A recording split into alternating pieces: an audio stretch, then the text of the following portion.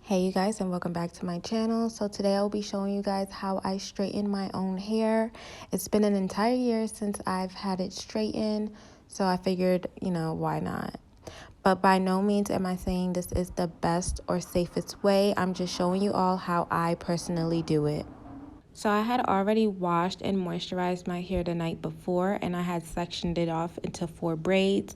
So now I'm going to be going in with my heat brush, which is a lot easier than using a blow dryer because I can just push it right through my hair and it'll give it that, blow dry effect. You can also adjust the heat temperature as I had shown. And yeah, this is like my favorite thing.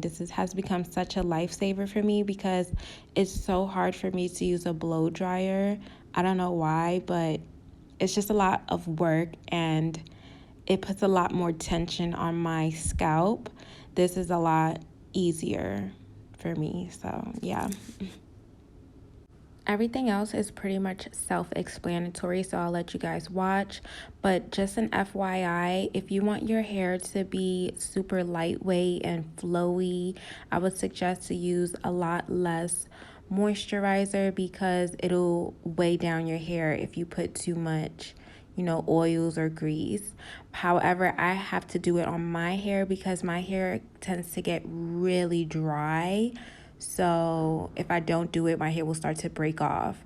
So this is a must for me. So my hair is not going to lay as flat as I would like. But, I mean, baby girl, I'd rather have hair than no hair, okay?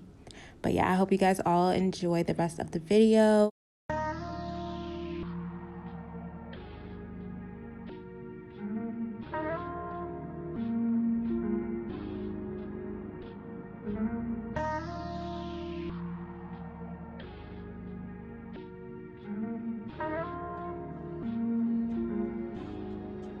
She want it hard, Toby.